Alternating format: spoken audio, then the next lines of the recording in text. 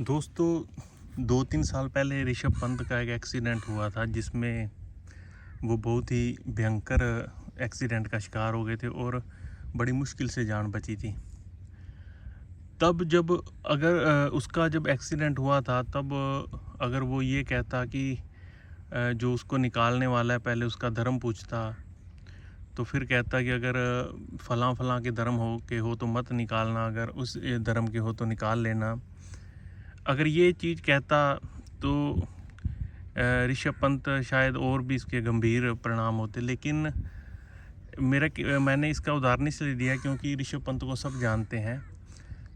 इसलिए इसको रिलेट करके आप एक बात में मतलब समझोगे कि जब भी कोई आपातकाल स्थिति आती है तब कोई भी किसी का धर्म नहीं पूछता। सबसे पहले पूछते हैं रिलीफ, मतलब कि जो फर्स्ट एड है वो मिलनी चाहिए सबको, और मिलनी भी चाहिए सबको। यही हर धर्म का यही मतलब उसूल है। तो जब कोई भी किसी को कोई परेशानी दिक्कत होती है तो लोग धर्म भूल जाते हैं। सबसे पहले अपनी उस परेशानी को दूर करने की कोशिश करते हैं, लेकिन जैसे ही उस परेशानी से निकल जाते हैं तो उसके बाद जो धर्म के नाम पे लोग आजकल उन्माद फैला हुआ है भारत में, वो शुरू हो जाता है। लेकिन एक सोचने की बात है कि अगर किसी का मान लीजिए एक्सीडेंट हो गया है और सबसे पहले किसी ने उसको आके पानी पिला दिया है, मान लीजिए किसी हिंदू का एक्सीडेंट हो गया है तो किसी मुसलमान ने उठाते ही उसको पानी पिला दिया, तो क्या वो उस टाइम उसको गाली देगा या उसका धन्यवाद करेगा? आप एक बार सोचना। बिल्कुल धन्यवाद करेगा उसका, उसको दुआएं भी देगा। अगर वो उसको मतलब एकदम उठा के फर्स्ट एड करता है, उसको पानी पिलाता है, या हॉस्पिटल में लेके जाता है, या डॉक्टर को दिखाता है, या अपनी गाड़ी में लेके जाता है। लेकिन जब हम एक चुनावी जो आजकल लोग हैं, बाबा हैं या कोई भी और चुनावी जो भी टूल किट है, जब या कोई ये समाचार वाले हैं, जब ये नफ़रत फैलाते हैं तो हम मतलब किस हद तक चले जाते हैं ये हमें खुद भी नहीं पता। लेकिन रियलिटी क्या है दोस्तों? रियलिटी ये है कि जब भी कोई आपातकाल इमरजेंसी किसी को किसी प्रकार की परेशानी होती है तो सबसे पहले जो भी उसको सहायता पहुंचाता है वही उसका भगवान है, वही उसके लिए उसके धर्म का आदमी है। तो आजकल एक मतलब मुद्दा छिड़ा हुआ है कि फलां मतलब दुकान पे बोर्ड लगाओ, उस दुकान पे ये बोर्ड लगाओ। लेकिन एक मैं ये बात पूछना चाहता हूँ कि जो मान लीजिए किसी की दुकान है चाय की, तो उसने अपना उस पे लगा दिया है अपना, कोई भी मान लीजिए वो हिंदू धर्म का ही है, तो अगर दूध वो जो मतलब कि मुसलमान के घर से आता हो, वाया डायरी आता हो या किसी भी तरीके से आता हो, तो फिर उस चीज़ का कौन जिम्मेदार है? उस चीज़ की साफ़ सफाई का कौन जिम्मेदार है? या और जितने भी प्रोडक्ट हैं वो पता नहीं किस किस घर से आते हैं, लेकिन जब वो दुकान पे आते हैं तो उसका मार्का चल जाता है।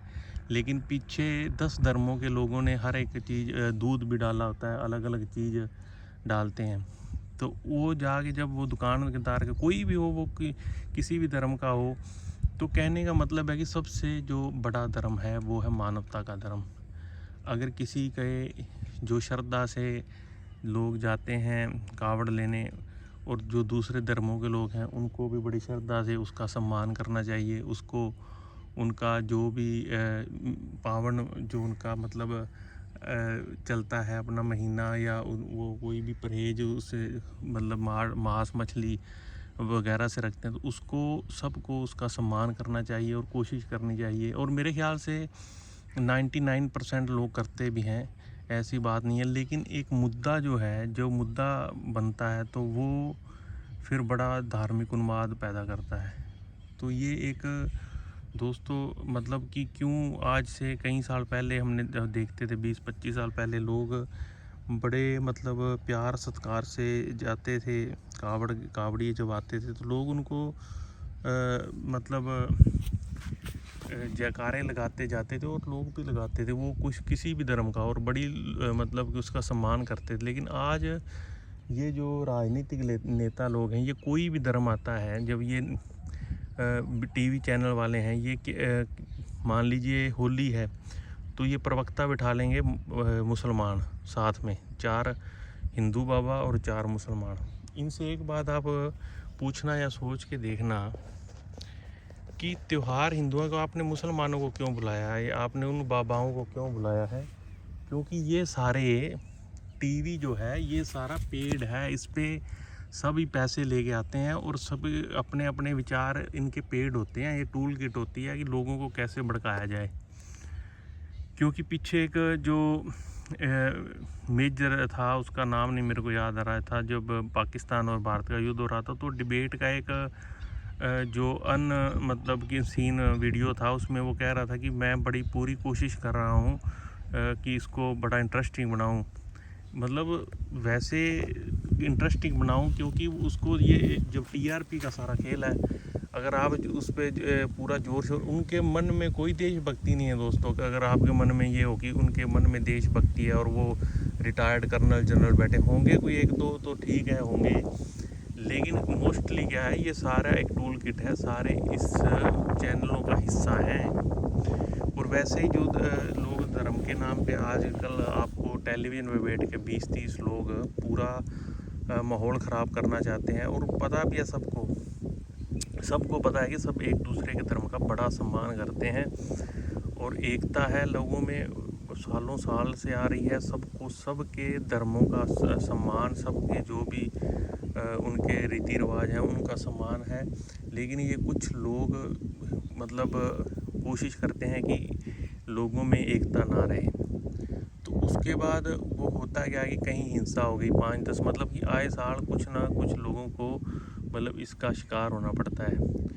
और बाद में ये फिर धार्मिक ठेकेदार दूसरी तरफ चल पड़ते हैं। और आपको मतलब ये चीज़ भी आपने नोटिस की होगी कि जब भी जैसे कोरोना था, भारत का वार था, उसमें किसी ने कोई धर्म का एक भी डिबेट नहीं हुई उस टाइम।